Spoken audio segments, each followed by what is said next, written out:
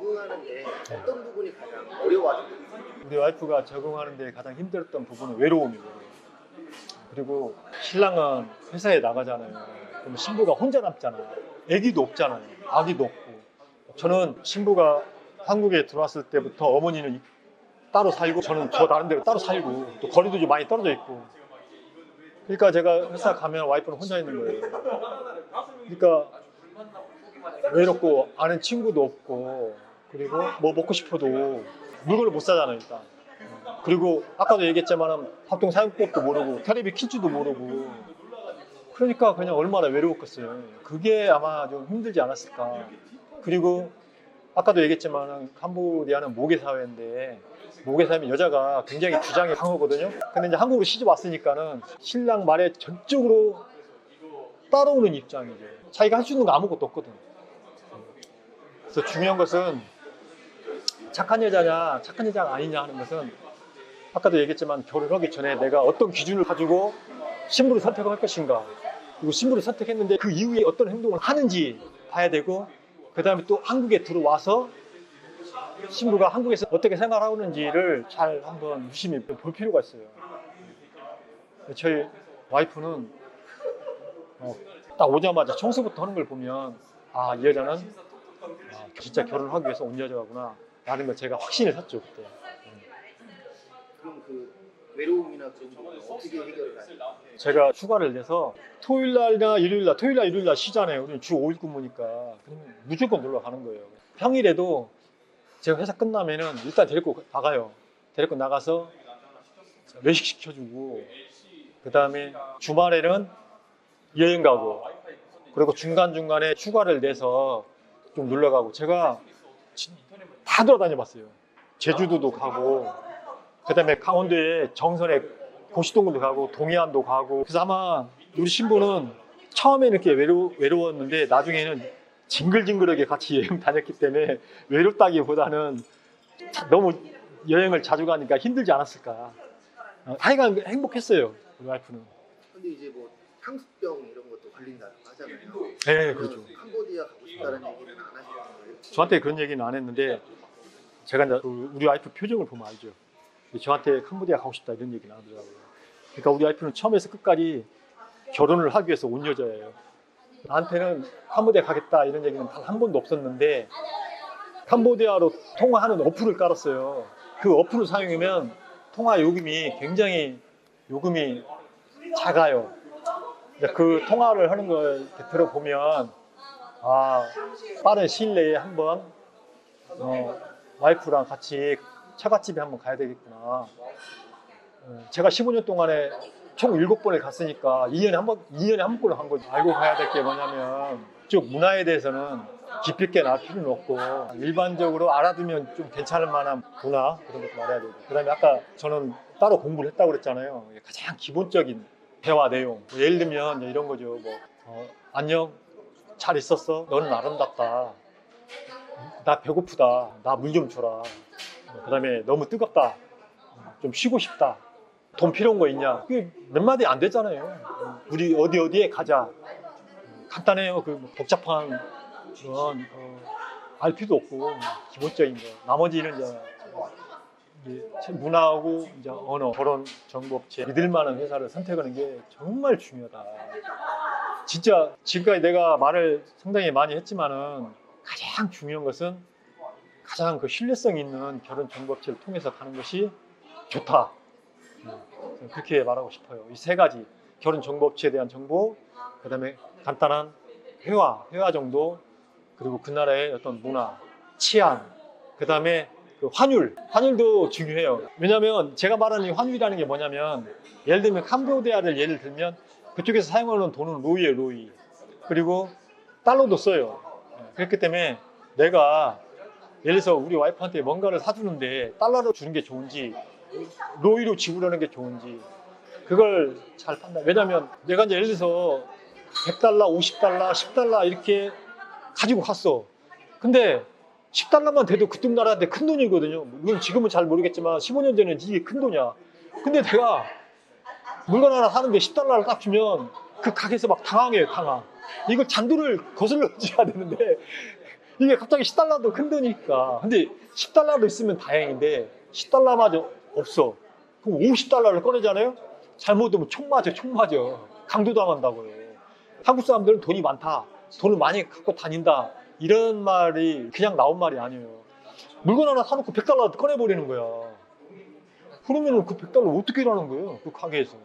100달러면 로이로 바꾸면 돈이 한 다발이 돼버리는데. 그래서 그런 환율 문제도 한번 고민을 해봐라. 저는 처음에 그걸 몰라가지고 1달러짜리 20장, 그 다음에 10달러, 50달러, 100달러. 근데 1달러는 이미 다 써버렸어. 왜 썼냐? 내가 그쪽 캄보디아 음식을 못 먹잖아요. 그러니까 빵하고 과일하고 음료수를 사서 이제 먹다 보니까 이 조그마한 애들이 다 먹는데 옆에서 3, 4명이 계속 쳐다보는 거야. 그래서 내가 빵을 줬어요. 좀 있으니까 20, 30명 와버려. 그래서 걔들한테 1달러씩을 주다 보니까는 1달러가 다 이제 바닥나갔어요. 근데 내가 말을 못 하잖아요. 지금 나한테 가진 건 10달러, 50달러, 100달러밖에 없는데. 그러다 보니까 뭐 물건 사게 되면 이제 10달러씩 주게 되는 거예요. 그러면서 아, 이게 진짜 이러면 안 되는구나. 그리고 제가 그때 느꼈죠. 언어 문제는 어떻게 해결해요? 답변을 드리기 전에 저녁 때 잠잘 때 와이프가 저 안마도 해주거든요. 깃밥도 봐주고 흰머리도 이렇게 뽑아줘요. 진짜 안마도 해주고 그래요.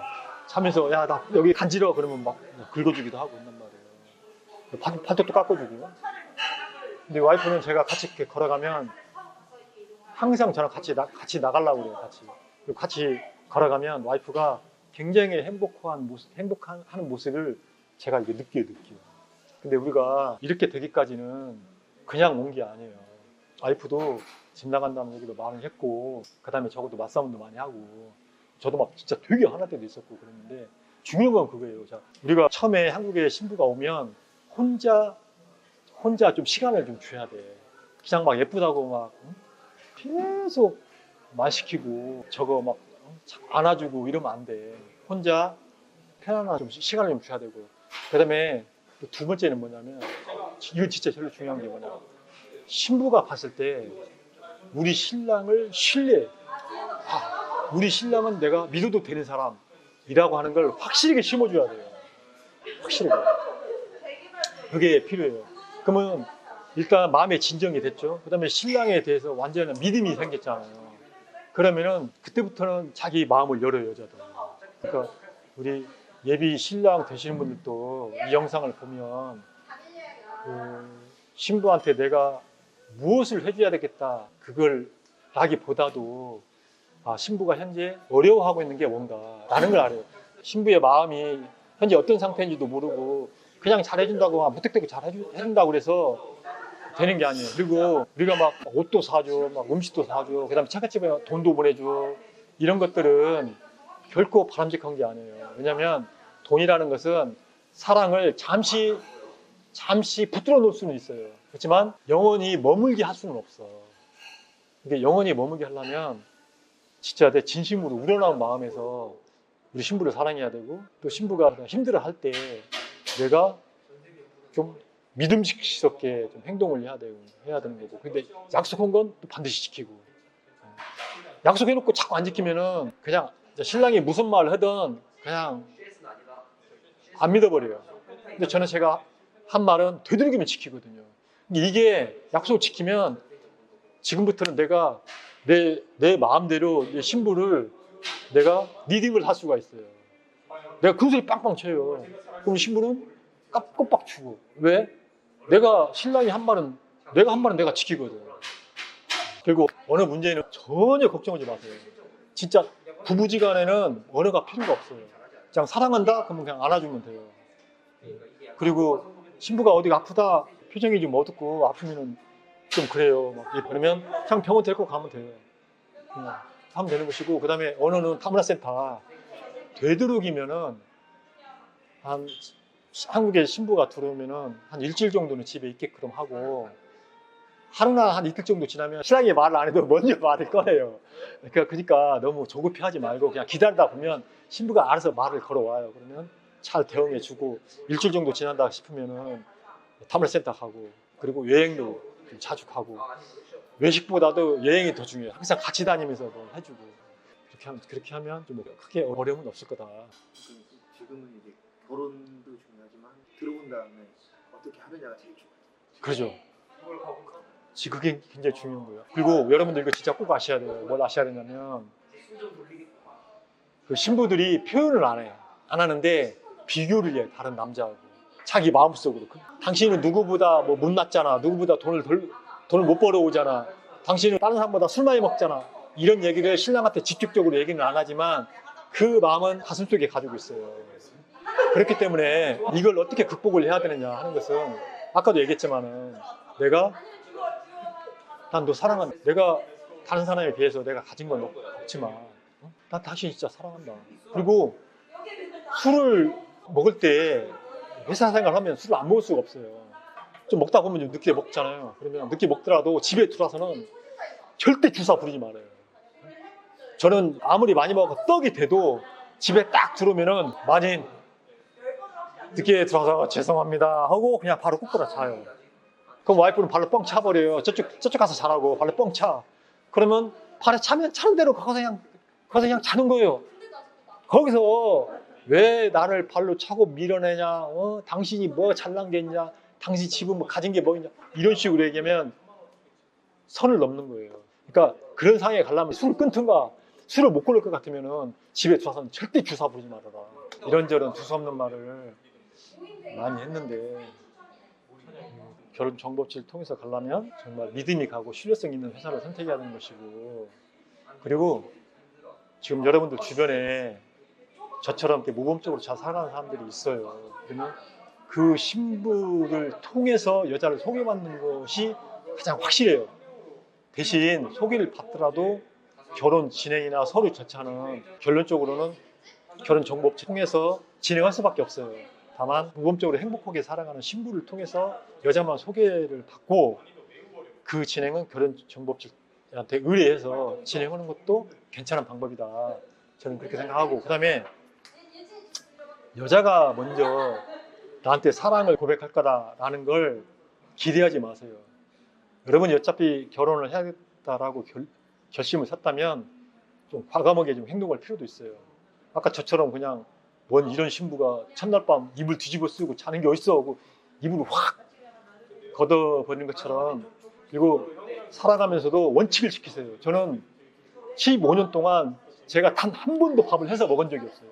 이건 제가 정말로 자신 있게 얘기했어요. 15년 동안 우리 와이프는 직접 요리를 해서 저를 단 한 끼도 굶긴 적은 없어요.